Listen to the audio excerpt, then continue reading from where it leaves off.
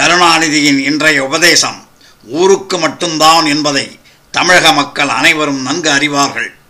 தேர்தலில் யாருக்கு மக்கள் ஆதரவு அதிகம் என்ற கருத்து கணிப்பை வெளியிட்டதற்காக அழகிரியின் ஆதரவாளர்கள் தினகரன் அலுவலகத்தை தீக்கிரையாக்கி அதனால் அங்கிருந்த 3 இளம் ஊழியர்கள் செத்து மடிந்தார்கள்.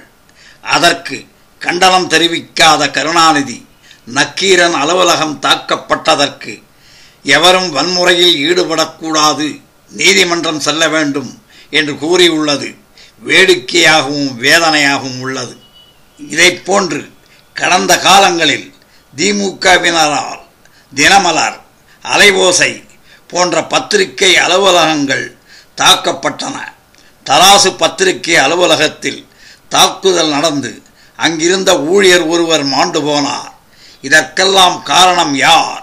தனது கட்சிக்காரர்களை அன்று நீதிமன்றத்திற்கு போய் அவதூறு எழுதிய பத்திரிகை மேல் வழக்கு போடுங்கள், வன்முறையில் ஈடுபடாதீர்கள் என்று வழிகாட்டாத கருணாநிதி இன்று ருத்ராட்ச பூனையாக மாறி ஊருக்கு உபதேசம் செய்கிறார். அந்த உபதேசத்தை கேளுங்கள்.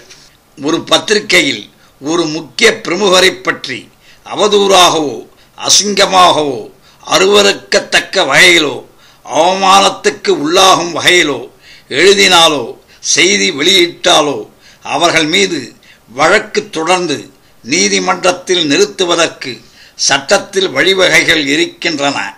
அதற்கு மாறாக பாதிக்கப்பட்டவர்கள் சார்பில் பதிலுக்கு பதில் என்ற முறையில் வன் செயல்களில் ஈடுபடுவது ஏற்றுக்கொள்ளத்தக்கதல்ல.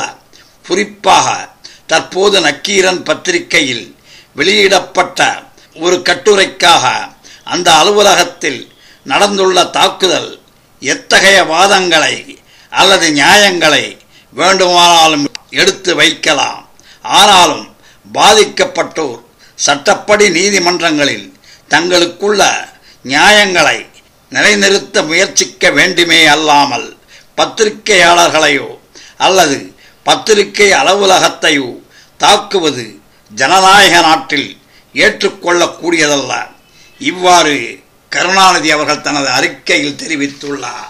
மாற்றுக் கட்சியினர் கருத்துக்களை சகித்துக் கொள்ள முடியாத கருணாநிதி தினகரன் பத்திரிகை கருத்து கணிப்பை வெளியிட்ட போது அதை எதிர்த்து நீதிமன்றம் செல்ல கட்சியினருக்கு உபதேசம் செய்யாமல் மதுரை வீதியில் கையில் தடியுடன் சென்ற தன் கட்சிக்காரர்களை அடக்காமல் வேடிக்கை பார்த்து கொண்டுதானே இருந்தார். இதை தமிழக மக்கள் அனைவரும் அறிவார்கள். இதைப்போன்று தினமலர் அலுவலகம் தாக்கப்பட்டது, அந்த அலைவோசை அலுவலகம் தாக்கப்பட்டது, இன்னும் மற்ற பத்திரிகை அலுவலகங்கள் திமுக ஆட்சியின் போது தாக்கப்பட்டதை பொதுமக்கள் நன்கு அறிவார்கள். அன்று அவர் செய்த வினை இன்று அவரது ஆதரவாளர்களையே தாக்குகிறது. இதற்கு மட்டும் உபதேசம் செய்து புண்ணியமில்லை.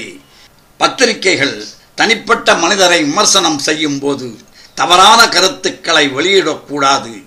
இவற்றை எந்த கட்சியினர் ஆட்சியில் இருக்கும் போதும் அறிவுறுத்தி வந்தால் இத்தகைய நிலைகள் ஏற்படாது. தன் ஆட்சிக்கு ஒரு நிலை, மற்றவர் ஆட்சிக்கு ஒரு நிலை என்ற வேறுபாடு என்றுமே கூடாது என்பதை கருணாநிதி அவர்கள் உணர வேண்டும். நன்றி, வணக்கம்.